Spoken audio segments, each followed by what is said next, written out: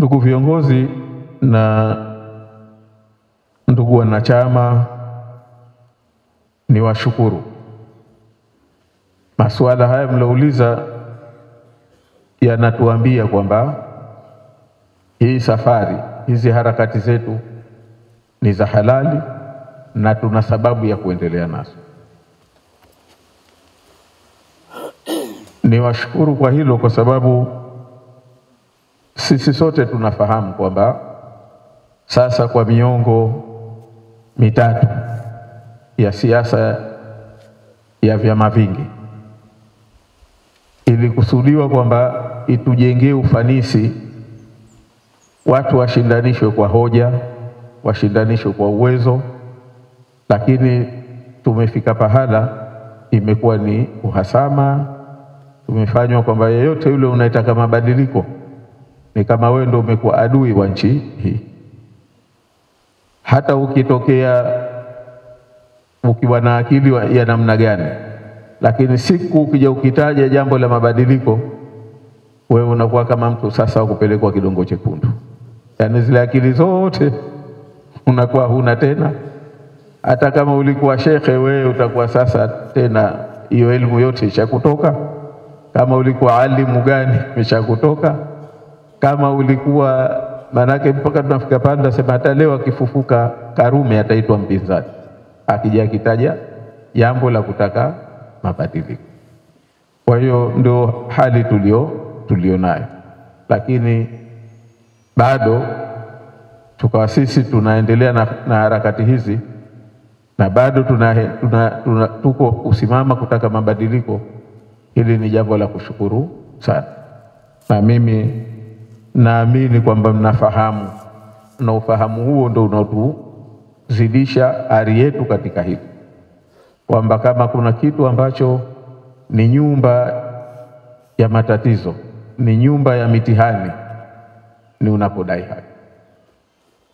Na ingekuwa kudai haki ni jambo la rahisi, basi ingekuwa rahisi kazi ya mitume, kwa sababu walitumwa na Mwenyezi Mungu, wakapewa miongozo na Mwenyezi Mungu, vitabu na Mwenyezi Mungu, wakapewa na nyenzo na Mwenyezi Mungu, lakini bado kazi zao ndio ambazo zimekuwa na mitihani.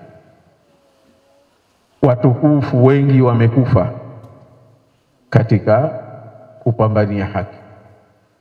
Ulitegemea kwamba hawa watukufu wa namna hii nao wanakufa tena wanauliwa na kafiri, lakini ndio mitihani ya kutafuta. Mtume wetu alihama, alibidi ya hajiri. Unajiuliza, ana hajiri kumkimbia mtu ambaye yeye hafanyi haki? Si akimbie huyu anaye, lakini alihama, si ndio? Sijui sisi tungeambiwa tuhame leo, sijui, naamini wengi pengine wengeshakiacha chapo, wangesema huku bwana. Lakini naamini wamo ambao wengeambiwa pia wahame, naamini wengehama kwa ajili ya harakati hizi. Na nyinyi mliomo ndani mnalithibitisha hilo. Kwa hivyo kwanza ni washukuru kuendelea kuwemo kwenye harakati hizi, kwa sababu si jambo rahisi, si jambo ambalo kwa kweli mtu kama dhamira yako sio njema, una uelewa kutosha, si jambo ambalo unaweza ukadumu nalo. Kwa hivyo mimi nashukuru kwa hilo.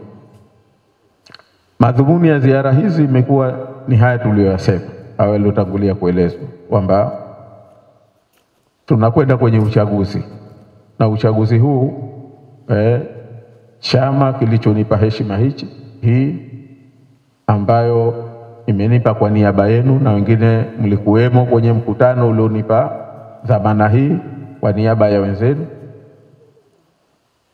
Malengo yetu yameelezwa na maono yetu yameelezwa kwenye ilani yetu ya uchaguzi.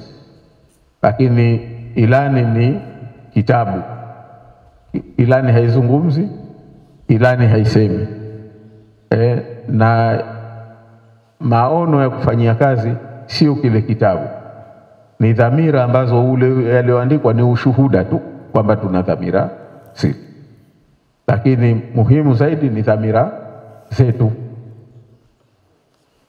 Katika dhamira hizo ni kuwatumikia watu.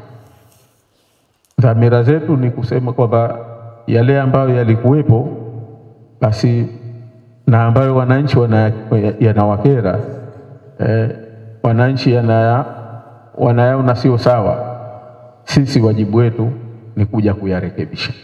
Hayo ndio lengo letu namba moja.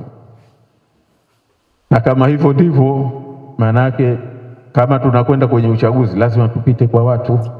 Ndio maana tunapita kuyasikiliza sasa kutoka midomoni mwenu wa mashahidi. Hilo ni la kwanza. Lakini la pili, ndugu zangu, haya mambo sisi tunayasema kwenye majukwaa mbalimbali ya siasa,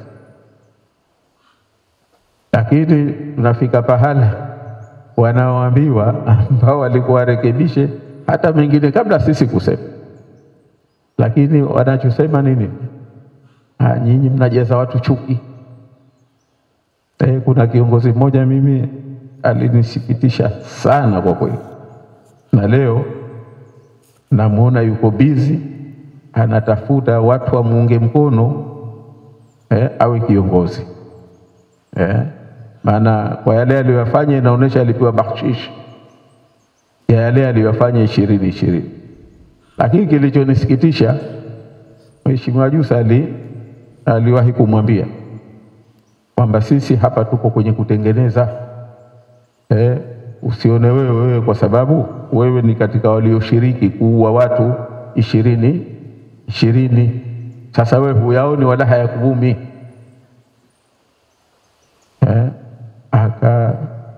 Akawa mkali kweli kweli, na akasema aliyeua watu, aliyeulisha watu ni Maalim Seif, kwa kuwashawishi, kwa kuwatia ushawishi, wakaenda wakapambana, ndio sababu wakauliwa. Ni kiongozi huyo, bahati nzuri kakisema mbele za watu, ni kiongozi huyo, na leo yuko anagombea uwakilishi jimbo la Kiwani ili awe ende akawe tena mkubwa katika nchi hii. Lakini alifika kusema, sasa mkiyasema nyinyi mnakuwa mashahidi kwamba kama wewe huyaoni, kama wewe hujasikia, kama wewe, ingawa tunajua kwa wengine Mungu ambao kawapofua mioyo yao, hata mkiyasema nyinyi pia wao hawasikii. Maana watu wamekufa lakini bado wanasema walioulisha ni kwenda kuwaambia wakapambana, wakati katika waliouliwa, aliyeuliwa kwenye kituo cha uchaguzi ni mmoja tu kati ya watu 20 waliouliwa. Wengi wameuliwa majumbani mwao, ndani mwao, lakini bado yanasema wameulishwa. Hivyo tuna wenzetu ambao bahati mbaya mioyo imepofuka.